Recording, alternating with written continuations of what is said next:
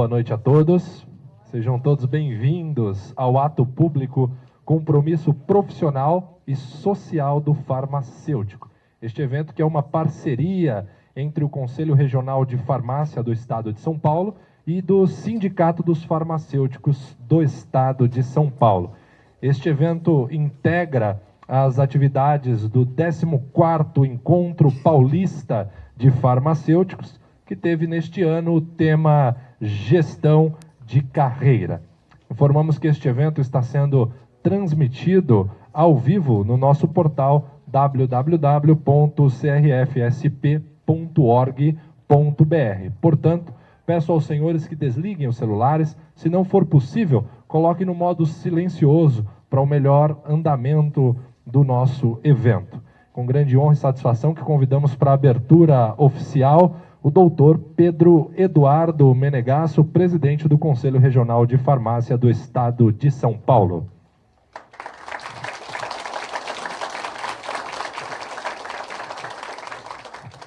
Boa tarde. Uma grande honra recebê-los todos, nós, do CRF São Paulo, nesse evento que estamos fazendo junto com o nosso Sindicato dos Farmacêuticos do Estado de São Paulo. Esse evento surgiu de uma coisa muito simples, a necessidade que a gente tem de discutir os grandes problemas da profissão. Resolvemos escolher o dia 20 de janeiro, justamente por ser o dia do farmacêutico, o dia que marca aí um dia de comemoração, mas a melhor coisa num dia como esse também é parar para refletir, né? E fazer essa reflexão juntos, né? Queria dizer da satisfação do CRF São Paulo estar podendo fazer em parceria com o nosso sindicato, que foi prontamente aí a ideia de fazer esse evento e trabalhamos juntos desde que a gente fez essa proposta e juntos no mesmo intuito de fazer essa discussão que deve estar sendo tão necessária para a nossa categoria. Não vamos sair daqui hoje com nada, com nenhuma definição, com nenhuma nova legislação. Nós vamos sair daqui hoje com questões que vão ser colocadas, debatidas, muitas coisas provavelmente esclarecidas, que eu acho que é o mais importante de tudo isso, né, de esclarecer entre nós uma série de questões, e vamos sair daqui com a missão de continuar aí trabalhando pela nossa profissão, mas um pouquinho mais fortalecidos depois desse encontro, com certeza. Tá? Então, vou ser bem breve, a gente queria pedir desculpas da questão de organização. A gente teve um problema aí de começo, final de ano, na definição do local, estava marcado para a plenária do CRF, começou a se inscrever muita gente, a gente teve que mudar para cá de última hora por questão de espaço mesmo, que a gente não tinha esse número de pessoas suficiente lá na nossa plenária. Então, vocês perdoem essas pequenas mudanças aí, mas farmacêutico geralmente está acostumado a superar essas dificuldades e outras até maiores. Então, obrigado por vocês terem comparecido, bom trabalho a todos. Muito obrigado, doutor Pedro. Convidamos agora o doutor Glicério Diniz Maia, presidente do Sindicato dos Farmacêuticos do Estado de São Paulo.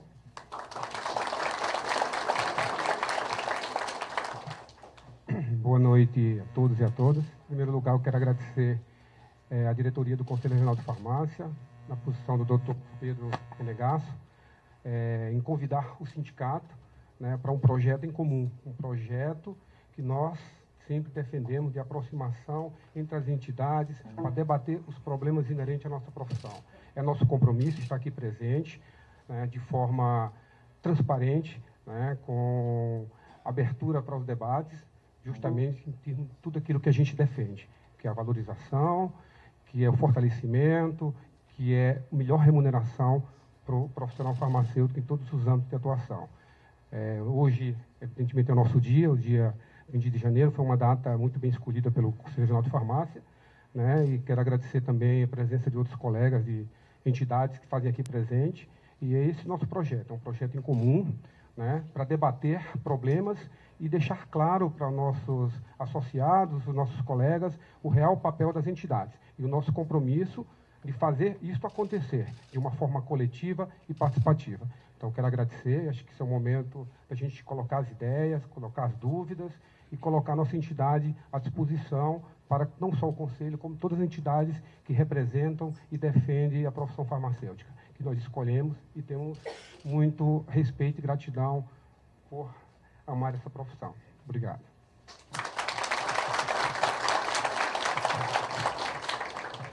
Muito obrigado, doutor Glicério. Neste momento, apresentaremos o VT do filme do Dia do Farmacêutico, que foi apresentado hoje pela manhã.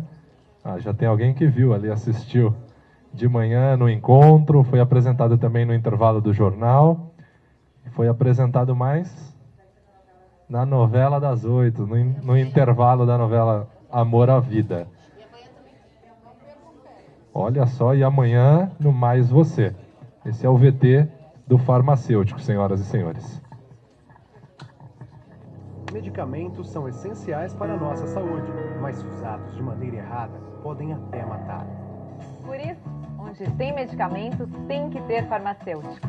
Nós somos autoridades no assunto. Atuamos na produção e distribuição de medicamentos, em laboratórios de análises clínicas e no atendimento à população da rede pública e nas farmácias. Tudo para garantir o seu bem-estar. Sua saúde precisa do farmacêutico. Exija, valorize este profissional. Esse foi o VT apresentado. Queremos agradecer também às autoridades, às entidades aqui presentes, as quais terão um momento privilegiado neste dia para colocar suas considerações e fazer seus questionamentos também, seus pronunciamentos. E também, é claro, agradecer aos patrocinadores que viabilizaram a realização deste 14º Encontro Paulista de Farmacêuticos, a Raia, Drogazil, Medley, AstraZeneca, Biolab, Drogaria São Paulo, FURP, Libes e Poupa Farma. São os patrocinadores do 14º Encontro dos Farmacêuticos. Neste momento começaremos a sessão de apresentações. E para a primeira apresentação, eu gostaria de convidar aqui o professor doutor Geraldo Alessio de Oliveira, representando a Associação Brasileira de Educação Farmacêutica.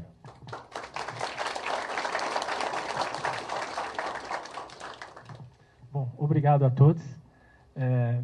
Hoje é o dia do farmacêutico, eu me emociono no dia do farmacêutico, mesmo após 23 anos de formados, para mim é sempre um dia muito especial. Então, participar desse encontro, para mim, hoje é um dia muito especial e discutir a nossa profissão também. Bom, eu vou falar sobre a educação. Não fiz uma apresentação em slides, porque nós temos 10 minutos. Bom, então, quando nós falamos em educação, existem as diretrizes curriculares nacionais que nos propuseram orientações sobre a formação farmacêutica. A maioria das universidades, ou quase todas, seguiram essas orientações, algumas ainda são resistentes. Então, nós temos, talvez, falando de educação, um grande desafio. Nós temos muitos colegas que estão hoje docentes em grandes instituições renomadas, que são contra as diretrizes curriculares nacionais ou que gostariam de rediscuti-las, o que é uma coisa muito justa. Então, nós não temos na nossa profissão uma unidade de ideias e de convergência. Ou seja, existem colegas que ainda pensam de uma determinada forma, podem estar certos ou errados, não entro nesse mérito, cada um pode ter uma posição política, mas do ponto de vista de educação, nós ainda não estamos todos alinhados com o mesmo objetivo, com uma mesma meta profissional. Esse talvez é o grande desafio que nós temos, de tentar trazer esses colegas para um único grupo e este grupo trabalhar juntos. Bom, juntamente com isto, veio aquele debate, formação tecnicista ou formação generalista. Talvez o grande desafio que nós discutimos ainda, o que é formação generalista.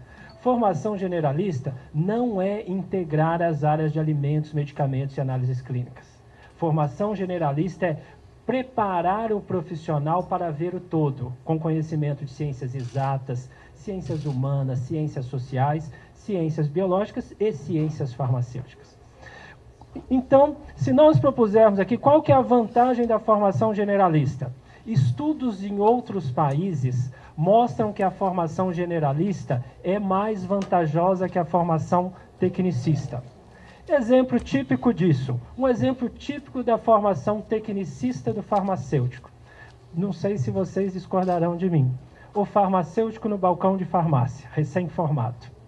Ele sabe tudo de farmacologia, sabe tudo de farmacodinâmica, foi aprovado com nota 10 em farmacoterapia, e quando vai para trás do balcão, tem vergonha ou não está preparado para interagir com o paciente.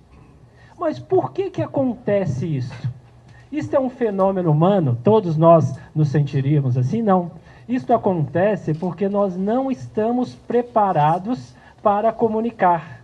Ou seja, nós somos muito bem formados do ponto de vista técnico, mas não somos formados para conversar com as pessoas.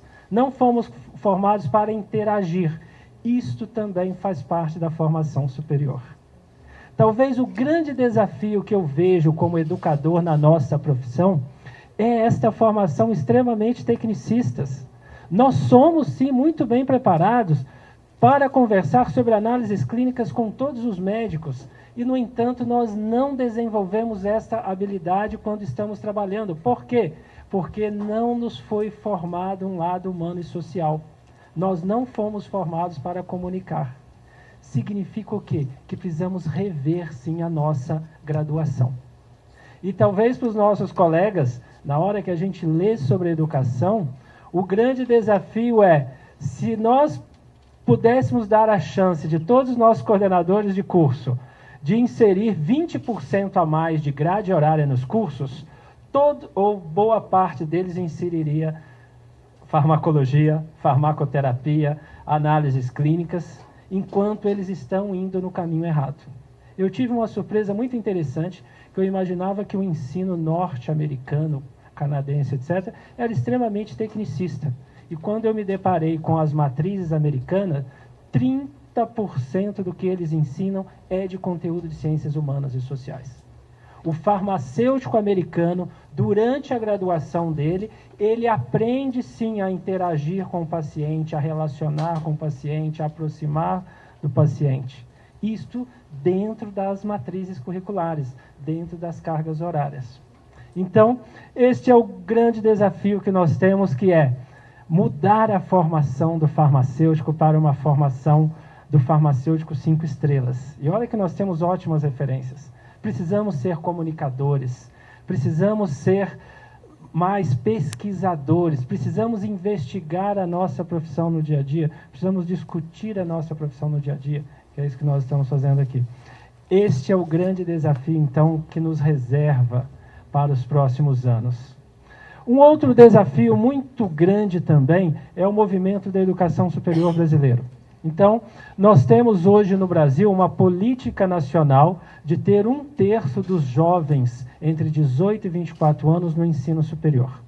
Essa é uma política que o governo segue ela muito rigorosamente, porque ele quer atingir. É uma meta muito importante para o país ter 1/3 dos seus jovens entre 18 e 24 anos no ensino superior.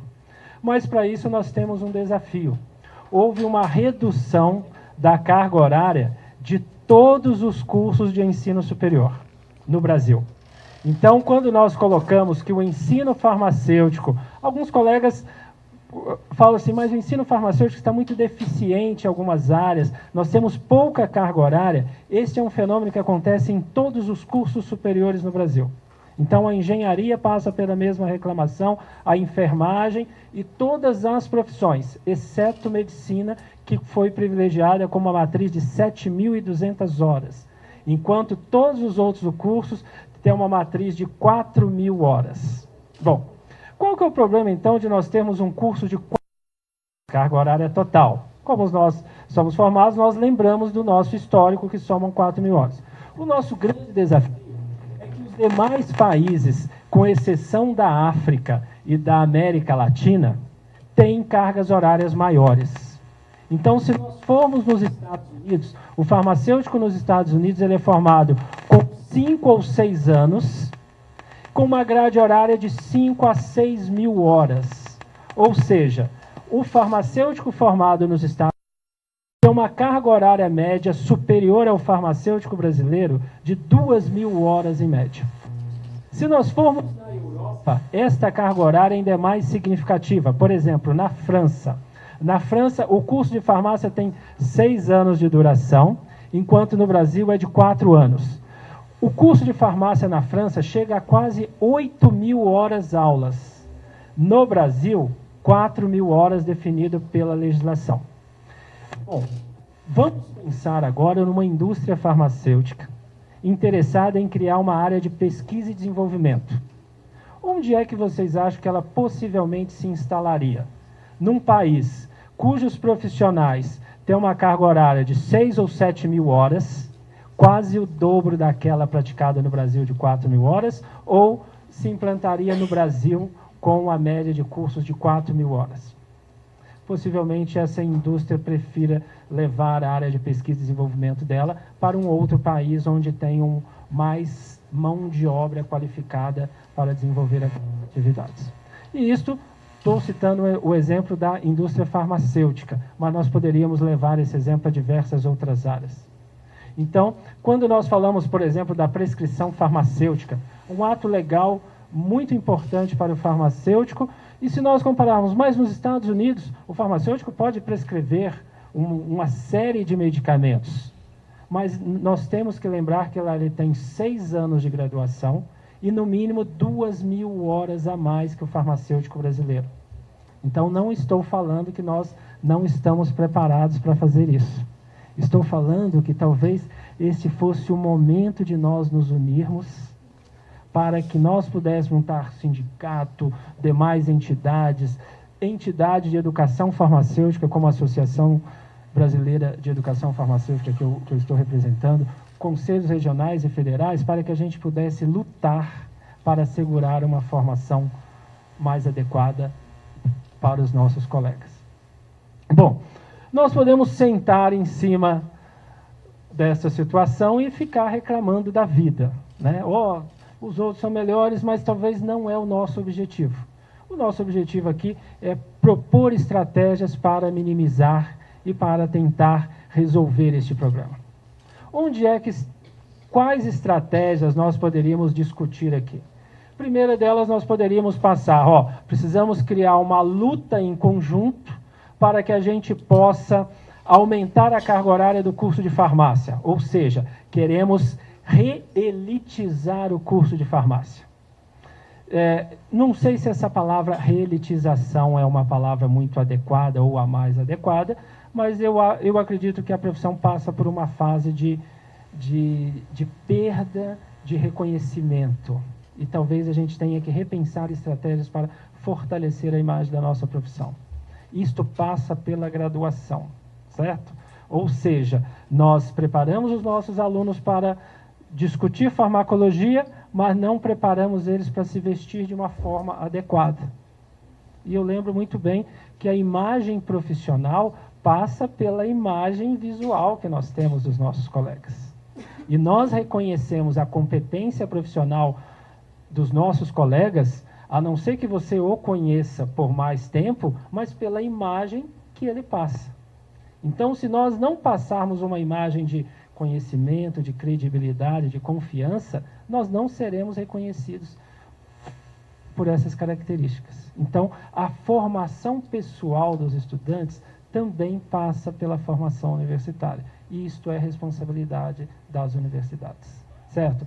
Precisamos do apoio, de novo, dos conselhos, e acho que para isso eu sempre defendo, eu gosto muito da nova visão do conselho, onde separa um grande espaço, não mais para dar curso de farmacologia, farmacoterapia, mas para falar sobre carreiras, para falar sobre desempenho pessoal, para falar sobre postura, para falar sobre conduta, para trazer palestrantes que discutem como formar pessoas.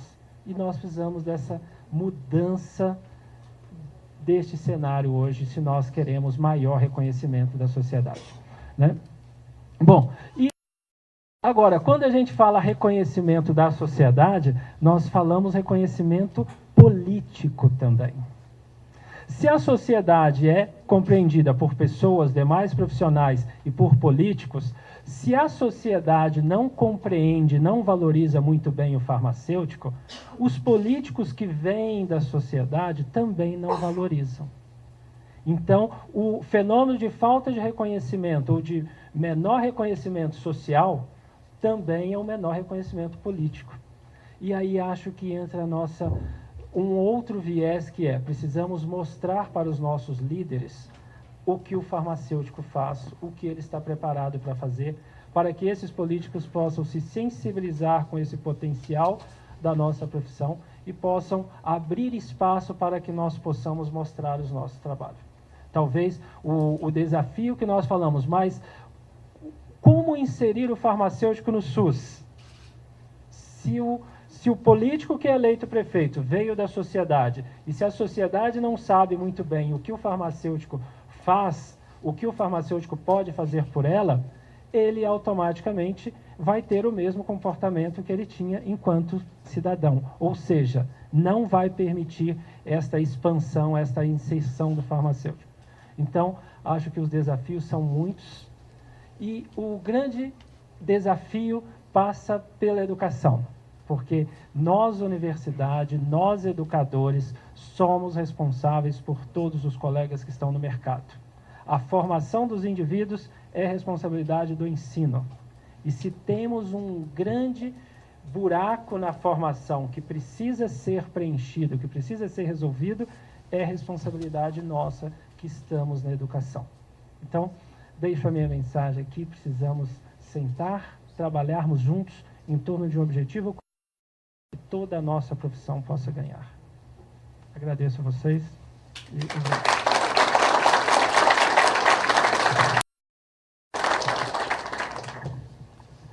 Agradecemos, doutor Geraldo, pela sua apresentação, e convidamos agora o professor doutor Leoberto Costa Tavares, representando a Comissão de Avaliação de Ensino Farmacêutico do Conselho Federal de Farmácia. Doutor Leoberto.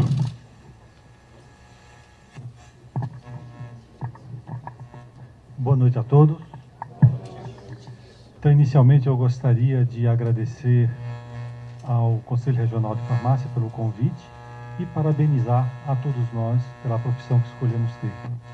Essa é uma profissão que nós temos desafios enormes ainda para que a gente possa transpor esses desafios e construir essa nação. Como é que se constrói uma nação? Na minha percepção, a construção da nação se faz pela educação. Para que isso aconteça de uma forma sólida, é necessário que possamos dar para a população dessa nação conceitos, educação, critérios de qualidade, eficiência e algumas outras coisas que nós sabemos que são necessárias para a nossa vida comum. Então, não posso me estender muito e, por isso, eu vou iniciar apresentando para vocês alguns dados que nós colhemos na Comissão Assessora de Educação Farmacêutica do Conselho Federal de Farmácia. Eu gostaria de dizer que essa comissão, ela resultou de um convênio entre o Conselho Federal e o Ministério da Educação, que foi criado para que o Conselho Federal pudesse dar a sua opinião sobre o desenvolvimento das entidades de ensino farmacêutico para o MEC, e que ele usasse essas informações da forma como bem entendesse. É claro que esses pareceres que a gente emite são apenas consultivos, eles não têm, o MEC não tem nenhuma obrigação de considerar esses pareceres.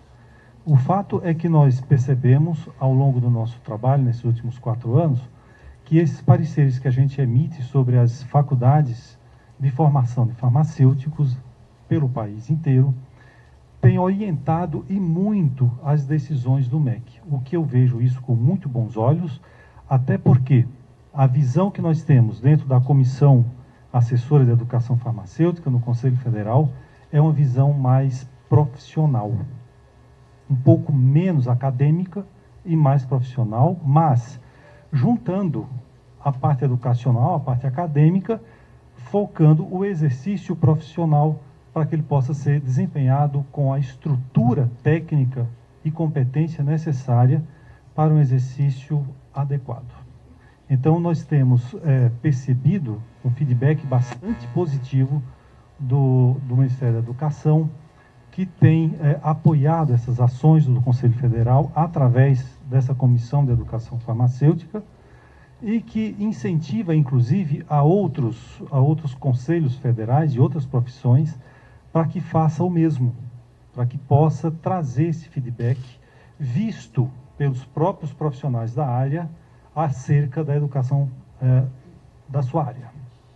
Então, dentro da Comissão de Educação Farmacêutica, nós temos um lema que é educação como indutor de qualidade no exercício profissional. Como é que podemos ter um exercício profissional se não tivermos qualidade na execução do nosso trabalho? E essa qualidade, ela só pode ser alcançada se tivermos a estrutura técnico-acadêmica suficiente para que a gente possa desempenhar o exercício profissional com a qualidade desejada e com a segurança social que precisamos ter no nosso desempenho. Somos profissionais de saúde e, por isso mesmo, as nossas ações elas têm que ter responsabilidade redobrada, talvez mais do que as outras profissões, não sei. Mas da nossa, posso dizer que as nossas ações elas precisam ter responsabilidade, essa responsabilidade certamente está relacionada com a qualidade de formação que nós temos, qualidade de informação que nós temos, que a gente possa transmitir isso para as nossas ações profissionais. Deixa eu me entender com isso aqui. Bom, eu vou trazer para vocês aqui alguns tópicos relacionados à educação farmacêutica que se diferenciam um pouco da abordagem que o Dr. Geraldo fez nesse momento. Uma coisa importante aqui, distribuição e georreferenciamento dos custos de farmácia no Brasil. Como essa comissão é uma comissão de âmbito nacional, nós precisamos verificar como que está essa situação em âmbito nacional. Depois chegamos aos estados. Nós temos, na região sudeste, nossa região, 52% dos farmacêuticos do Brasil. Isso já mostra uma assimetria considerável. Nós temos na região nordeste 13%, centro-oeste 9%, norte com apenas 5% dos farmacêuticos e a região sul com 21%. Então, isso aí, essa assimetria, ela pode ser explicada sim. Talvez porque a região sudeste tem um desenvolvimento maior e principalmente no estado de São Paulo é um polo industrial farmacêutico, talvez o único do país a ser considerado. É um polo industrial muito forte e que tem atraído farmacêuticos formados em outras regiões para prestar serviços nesse polo industrial ou até em outras áreas que não seja industrial. Aqui nesse mapa, nós temos uma distribuição numérica do número de faculdades de farmácia por estado. Dá para enxergar isso aí? Acho que está muito pequenininho, mas... eu não enxergo muito bem. Está fora de foco? Então, nós temos aqui, numericamente, o número de faculdades de farmácia que estão em funcionamento nos diversos estados. Eu quero chamar a atenção que esses dados são de 2002, mas é o seguinte, em 2002... bom. O problema não era comigo. Bom, esses dados são de 2002, mas foram tabulados em 2013. Então, agora, no início de 2014, nós vamos tabular, vamos atualizar com os dados de 2013. Então, 2012 não é tão distante assim. E posso dizer para vocês que as mudanças que ocorreram no último ano também não são tão significativas que esses dados podem representar muito bem. Então, nós temos aqui o número de faculdades em funcionamento, no total, com os dados de 2013, é aproximadamente 420 faculdades de farmácia em funcionamento em todo o território nacional. Então, isso aí seria distribuição. Agora, neste mapa, nós podemos ver o georreferenciamento, e isso é mais importante. Então, nós podemos verificar que aqui na região sudeste, sul, nós temos o maior número de faculdades de farmácia em funcionamento, principalmente na região litorânea, E essas faculdades, elas estão muito próximas umas das outras. E nós podemos relacionar a proximidade dessas faculdades com o mercado de trabalho, sim. Mas também podemos considerar que as faculdades, se estão um pouco mais distantes, elas vão atender aquela área onde a circunvizinhança dessas faculdades, né, dessas áreas. Então, uma distribuição melhor talvez fosse mais produtiva para o nosso país. É claro que há muitas diferenças tecnológicas, muitas diferenças em termos de desenvolvimento e de mercado de trabalho nas diversas regiões que nós temos no nosso país. Mas isso não justifica um aglomerado de faculdades como nós temos aqui no estado do Rio de Janeiro, no Espírito Santo, que são estados que não são tão industrializados do ponto de vista farmacêutico, e o que resulta disso é uma empregabilidade deficiente, muito deficiente. Nós temos que considerar qualidade de formação dessas faculdades que estão surgindo e estão se aglomerando. Aqui nesse quadro nós podemos ver os cursos de farmácia, nas faculdades de farmácia, por estado, e o percentual regional, quanto contribui para o percentual nacional. Então, nós temos na região Nordeste, nós temos 60%, nas 60 faculdades, com 14% de contribuição para o número total de faculdades no país. Na região Norte, contribui apenas com 6%, a região Centro-Oeste com 12%, a região Sudeste com 50%, a região Sul com 18%. Então, se a gente somar essas duas, 18% com 50%, são 68%, porque essas duas regiões são pequenas e estão muito próximas. Então, a mobilidade permite que esses egressos possam migrar de um estado para o outro dentro da região com muita facilidade. Bom, seguindo. O estado de São Paulo.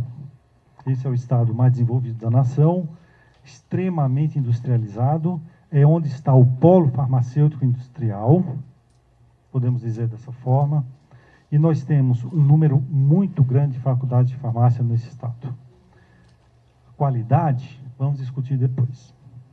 Mas aqui no estado de São Paulo, nós temos um georreferenciamento que está relativamente favorável, né?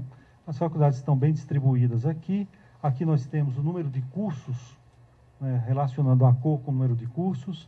Podemos verificar que aqui onde está a cidade de São Paulo, nós temos mais que 29 cursos. Não são 29, são mais. Eu não sei ao certo agora, mas creio que chega a 40 cursos na grande São Paulo. 40, 41, 42, 42? Então, 42 cursos de farmácia na grande São Paulo, o que é bastante. Mas isso ainda não é suficiente. Não falamos ainda em número de vagas ofertadas por cada faculdade. Há que se considerar que há faculdades que oferecem o curso matutino, vespertino e noturno, com 200 vagas em cada entrada. Como é que a gente pode entender uma aula prática de química farmacêutica com 200 pessoas no laboratório? Então, isso se reflete em qualidade. Tá? Quando o MEC autoriza o número de vagas ofertadas por cada faculdade, não quer dizer necessariamente que ela deva preencher esse número de vagas. Quer dizer somente que é o número máximo que ele permitiu. Mas há faculdades, por exemplo, que no meu conhecimento, no Rio de Janeiro, há 2 faculdades, que me reservo o direito de não citar nome, que oferece 400 vagas por período. Eu tenho certeza que não preenche. Essa é uma faculdade particular, não preenche, mas ela oferece 400 vagas. E isso o governo é quem autoriza. Então, há que se considerar a necessidade de uma ação que faça frente a essas permissões. É preciso que a gente comece a perceber que nós, classe farmacêutica, é que temos que desenvolver e que temos que dar o start dessas ações, como fizemos há 12, 13 anos atrás, quando nos mobilizamos E resultou disso as diretrizes curriculares nacionais para todos os cursos, inclusive o nosso. Farmacêutico versus postos de trabalho. Isso é um outro problema. No estado de São Paulo, nós não vivenciamos esse problema. Nós temos emprego para todos os farmacêuticos. Eu acho que até falta farmacêutico de boa qualidade para assumir os cargos que são oferecidos. Mas quando sai do estado de São Paulo, vamos migrar para outras regiões, isso se torna muito importante. Então, a valorização da profissão, valorização da atividade farmacêutica, ela deve ser feita basicamente por qualidade. Sabe por quê? Ela só vai realmente assumir o papel que nós achamos que deve e que nós queremos que deve, a sociedade entender que nós somos necessários. E para nos tornarmos absolutamente necessários, vai depender de uma formação que nos leve a exercer uma atividade que a sociedade não possa prescindir. Enquanto a sociedade estiver prescindindo de nossas atividades, no balcão da farmácia ou em outras atividades, nós não vamos ser tão importantes assim. Então, para que a gente consiga nos tornarmos imprescindíveis, é preciso que a gente faça um trabalho de uma qualidade indubitável. E esse trabalho só pode ser feito se tivermos uma educação compatível com o nosso interesse. Educação farmacêutica, né? Então, nós percebemos aqui, neste quadro, um número de farmacêuticos bastante grande em relação aos postos de trabalho. Este quadro precisa ser discutido e analisado corretamente. Esses postos de trabalho não significa necessariamente que é um posto por farmacêutico. Uma indústria farmacêutica é um posto, mas ela abriga e ela emprega vários farmacêuticos. E muitas vezes, esses farmacêuticos não estão empregados como farmacêutico, mas sim como técnico de nível superior, né? Então, esses números, especialmente na região sudeste, precisam ser analisados com parcimônia, com muito critério, com muito cuidado, porque há interpretações diferentes.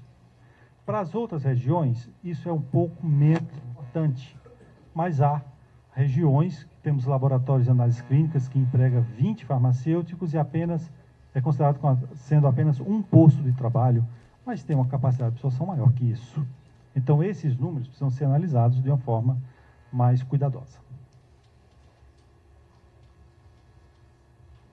E aqui nós temos também a mesma abordagem, o número de farmacêuticos por posto de trabalho, só que agora dividido por região e por estado. Então, nós temos aqui nesta coluna o número de farmacêuticos, o número de postos de trabalho que foram informados pelos conselhos regionais de seus estados, mas aqui ainda cabe repisar naquela informação. Cada posto de trabalho não corresponde exatamente a um farmacêutico, pode ter mais que um. Essa informação precisa estar sempre sendo considerada quando analisarmos isso. E essa coluna é uma relação entre o número de farmacêuticos e postos de trabalho. Isso quer dizer o quê?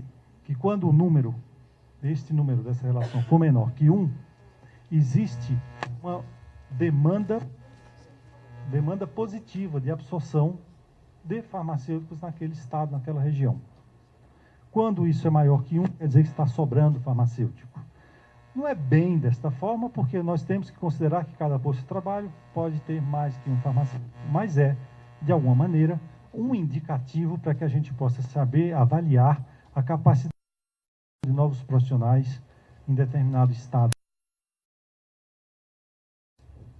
Aqui, continuando, as regiões centro-oeste, região sudeste e região sul.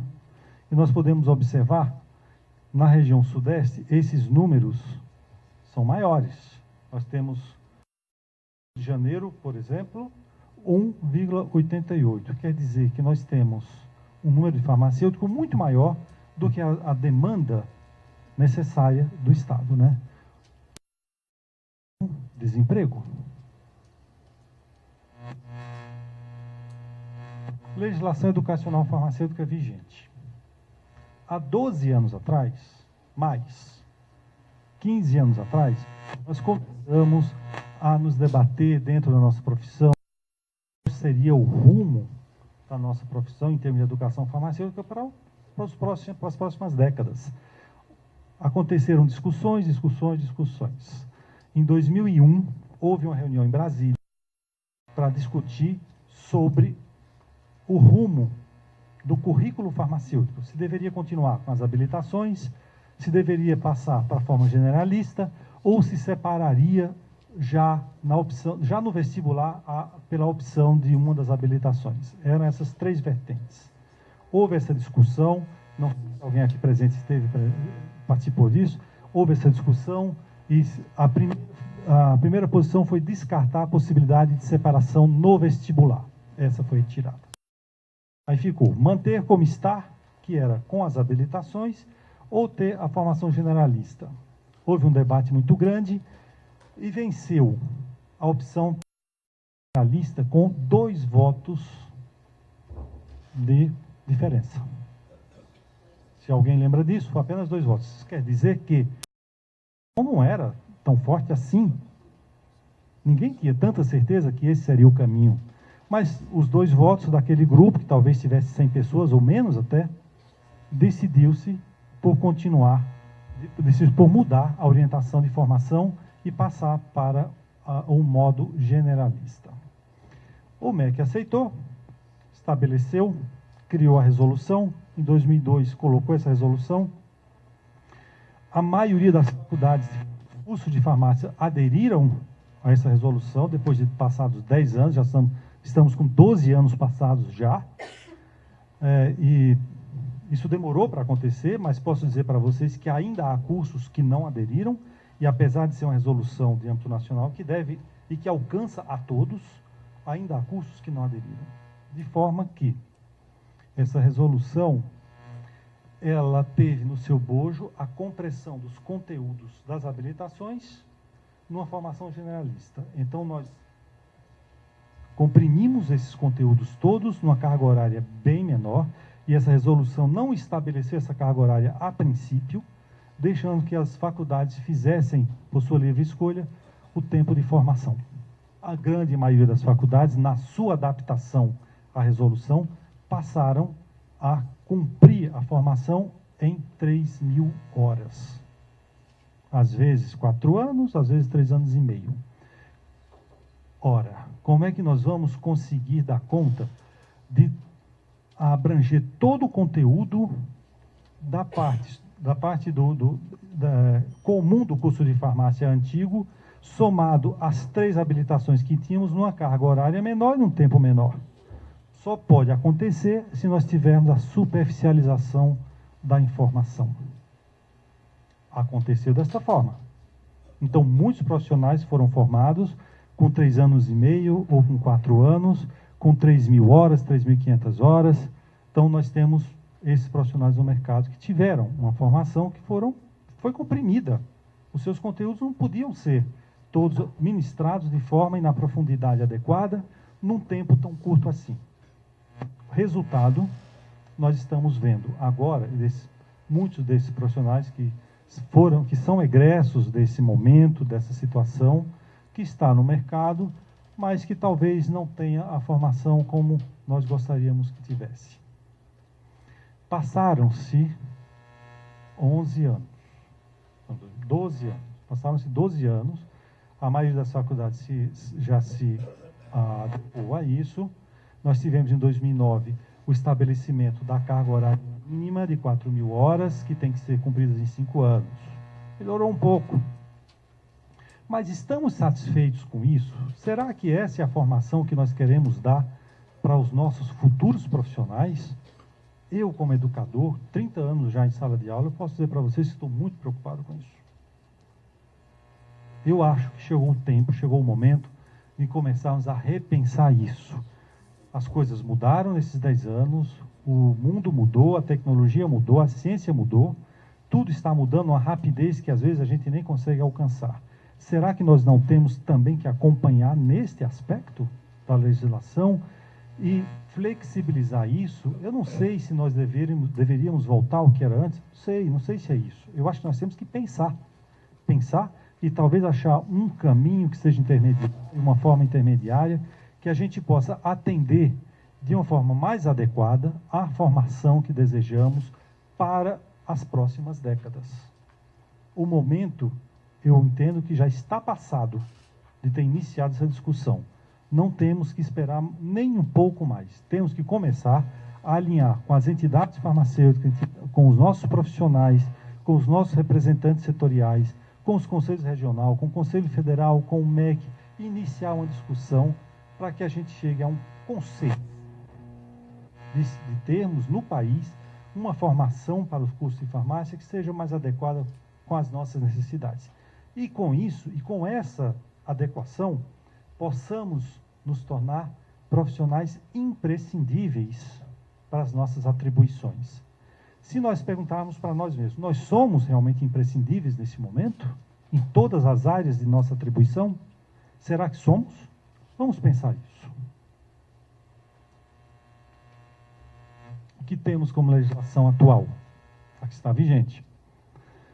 Diretrizes curriculares definem formação em caráter generalista, envolvendo as áreas de farmacomedicamentos, entenda-se aí a parte de indústria farmacêutica, análises clínicas, alimentos e saúde pública, que foi uma área nova que foi implantada pela diretriz curricular.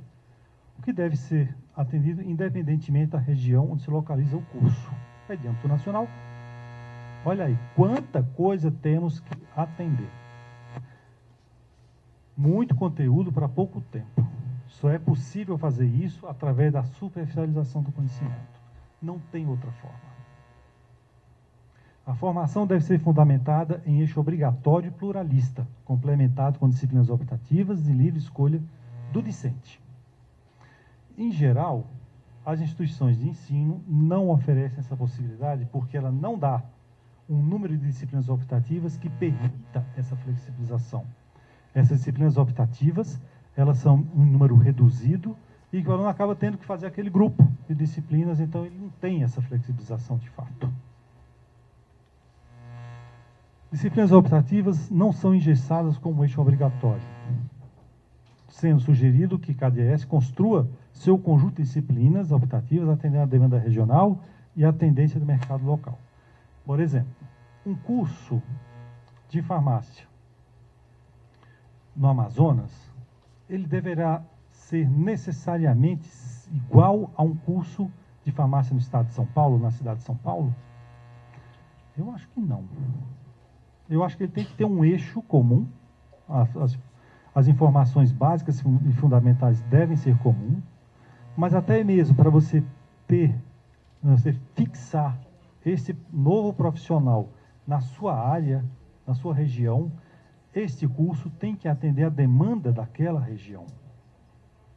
Como é que eu posso dar uma formação industrial forte para um estudante no interior do Pará, se lá não tem indústria farmacêutica? Como é que eu posso fazer isso? Então, é preciso que a gente comece a fazer reflexões nessa área, e se eu preciso e quero fixar esse novo profissional na área onde ele está sendo formado, que é esse o objetivo social, é preciso que ele seja formado para atendimento da demanda daquele local.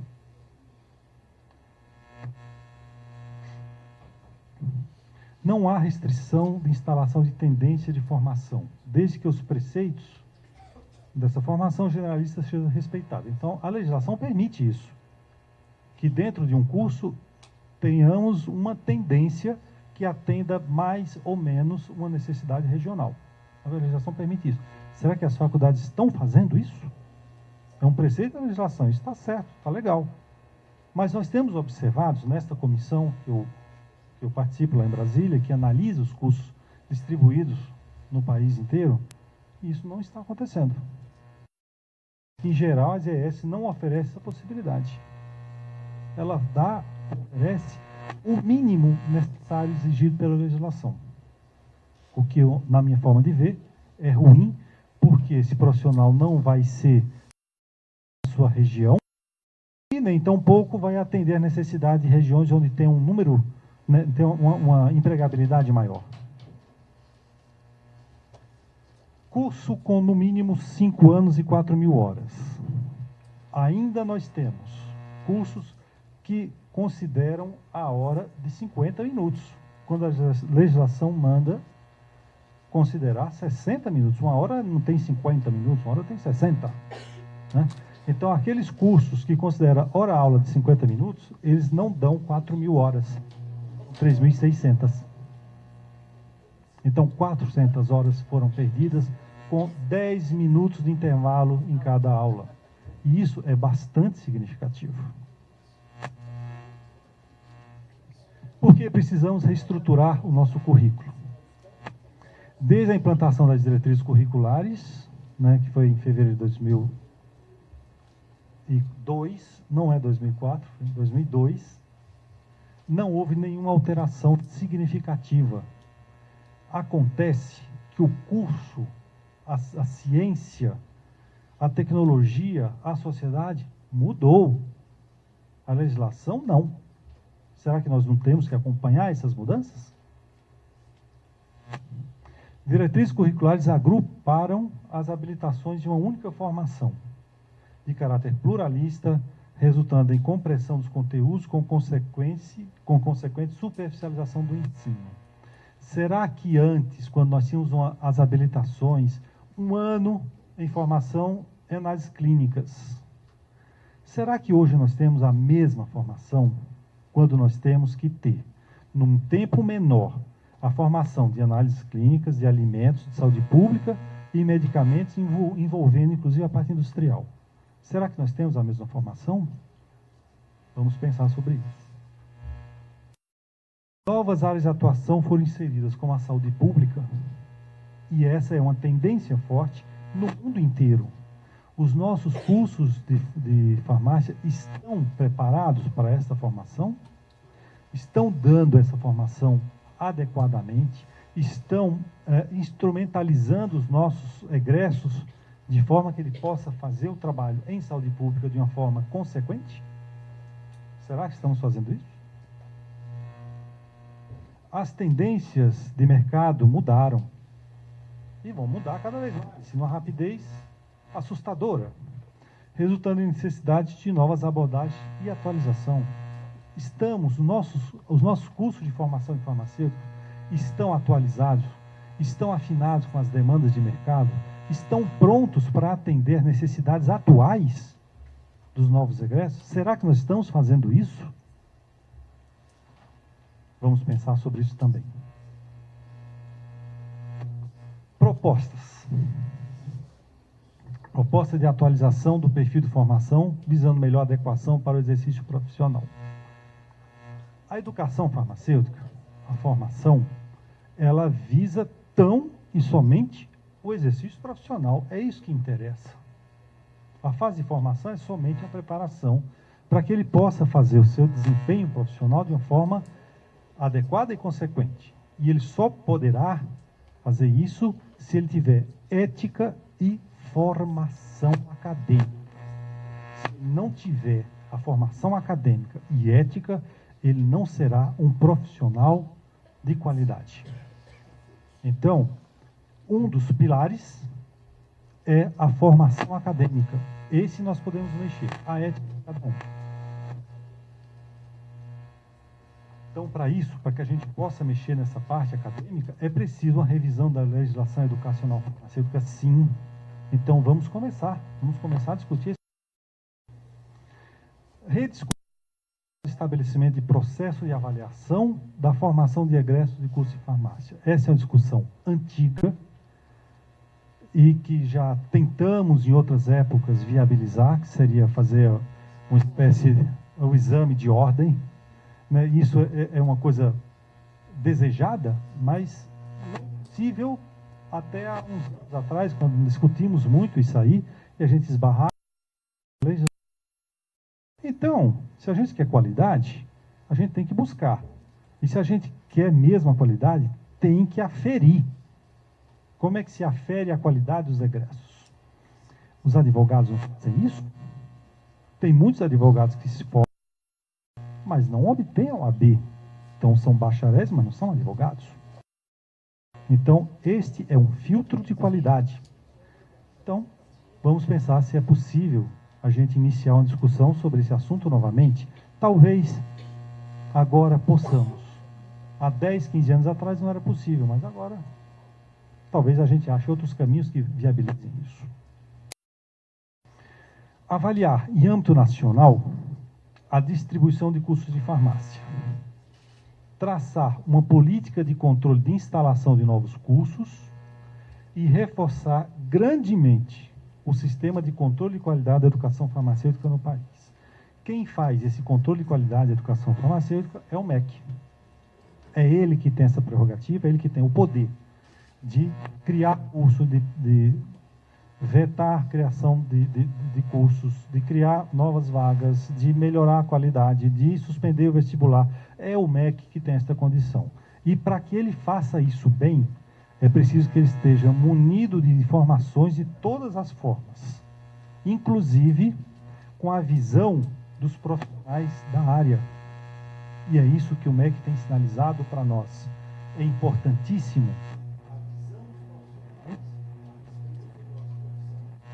para que ele possa exercer suas atividades, as ações.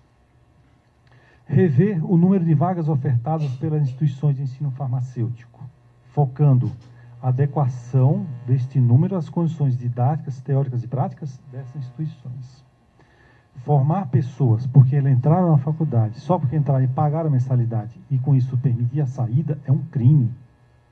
Até porque esses profissionais são profissionais de saúde, e que eles vão lidar com a saúde das pessoas depois. Então, é preciso que tenha um controle, é o MEC que tem que fazer isso também, o controle sobre o número de vagas ofertadas. Não é razoável o que estamos presenciando. Cursos com 150, 200 alunos numa sala ou no laboratório fazendo aula prática. Não é possível, o rendimento é baixíssimo. Então, é uma coisa assim de... Então é preciso que isso também seja revisto. Bom, era isso que eu queria trazer para vocês. É uma reflexão sobre um aspecto da educação farmacêutica no país. Obrigado pela atenção.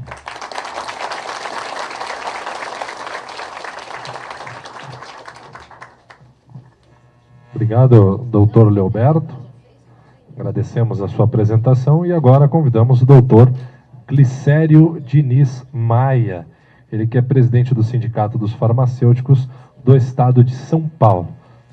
Nosso evento está sendo transmitido ao vivo pelo www.crfsp.org.br. Com vocês, doutor Glicério. Boa noite. Bom, depois de ação rica aí do professor Leoberto, professor Alessio, sobre essa questão da formação acadêmica, e é uma realidade, eu acredito, social. E qual é o compromisso social? É a formação acadêmica desse profissional. É a comunicação. Será que ele tem preparação, se ele está realmente preparado para esse mercado de trabalho, para estar inserido em todos os seus campos de atuações? E é rever. Eu acho que é um desafio e a gente tem que enfrentar. Acho que todas as entidades têm esse compromisso, né, em saber qual é o perfil desse futuro profissional que nós vamos deixar exercer a profissão. Bom, vou falar um pouco em relação ao movimento sindical. Acho que esse evento ele vem de encontro, que é justamente nós mostrarmos que, à medida que o profissional se forma e ele se depara com o mercado de trabalho, em cima de todos aqueles indicadores que foi mostrado em termos de número de vagas, de demanda, de oferta, né, e do número de faculdades, né, a gente se depara com a realidade, e aí, e meu salário? Né, quem é que trata do nosso salário? Quem é que vai resolver o nosso salário? Então, é justamente isso aqui, o papel que o sindicato vem debater. Bom, o movimento sindical ele foi instituído federal, inciso 3, ao sindicato cabe a defesa dos direitos e interesses coletivos judiciais ou administrativos. Quarto, é obrigatória a participação nas negociações coletivas de trabalho. Quando nós falamos de negociações coletivas de trabalho, nós falamos o quê? O direito do profissional em ter um salário justo e digno em detrimento do exercício profissional. Atuação. Onde é que o sindicato atua? Onde é que o sindicato está presente? O que é que o sindicato propõe, né, a manter o mínimo, né, o piso salarial. Então, nós estamos presentes no comércio varejista, né, fazendo as negociações salariais com o Sincofarma São Paulo, que é um sindicato patronal da grande São Paulo, o Sincofarma Ribeirão Preto e o Sincofarma ABCD. Então, cada sindicato patronal desse, ele tem uma diretoria que tem uma negociação diferenciada e uma convenção coletiva com o nosso sindicato. Na área hospitalar, nós temos o sindicato patronal Sindiosp e o Sindiofil, sindicatos dos hospitais, sindicatos dos hospitais filantrópicos. E indústria farmacêutica, nós fazemos as nossas convenções coletivas com o sindicato da indústria farmacêutica no estado de São Paulo. Temos também comércio atacadista, com o Sincamesp, serviço público, né, que nós temos mesa de negociações com prefeituras, Estado e ANSP, Prefeitura Municipal de São Paulo. Para cada uma dessas mesas de negociações, nós temos uma inserção política. Né? Então, temos uma inserção política de fazer o debate em algumas prefeituras, né, da importância da atuação do profissional dentro do SUS e a sua formação e de como que ele vai conseguir fazer uma negociação, uma vez que muitas prefeituras têm autonomia própria de administração e de gestão. Então, nós não conseguimos ter uma convenção coletiva com todas as prefeituras do estado de São Paulo. Então, nós temos salários discrepantes em todo o estado em relação ao piso do profissional farmacêutico. Então, muitas dessas mesas de negociações, nós, diretores, participamos, estamos inseridos e vamos debater não só o papel e a importância de termos o farmacêutico presente, como está inserido no processo político. Como o professor Alessio falou, nossa formação acadêmica, muitas vezes, não nos dá aquela vivência política, não nos dá aquela experiência de participar dos debates, porque até então, o que é que nós vemos? Nós vemos que boa parte dessas faculdades, a questão do movimento estudantil, ele anda um pouco a desejar. E o movimento estudantil é onde fomenta e onde faz com que nós, profissionais, tenhamos aí essa visão política de estar inserido e debatendo a questão da importância e da boa remuneração justa desse profissional. Opa. Intervenções pontuais, algumas intervenções, alguns debates, né, em relações à questão do mercado de trabalho e do modelo de gestão. Nosso sindicato nós procuramos fazer alguns debates em relação às organizações sociais de saúde, né, que isso aí é uma estratégia, né, e um modelo de gestão onde se mostra a entender, né, dos debates que nós fazemos no sindicato, né, de enfraquecimento do poder de união da categoria na sua base. Então, são muitos debates que nos geram entender quais os modelos ideais de gerir os recursos do SUS e o papel desse profissional farmacêutico e de como o próprio sindicato vai atuar em algumas intervenções. Bom, algumas atuações individuais, que eu sempre procuro citar, e me coloco como exemplo, talvez seja o departamento jurídico. Né? Eu sempre cito o exemplo que eu entrei no sindicato como usuário.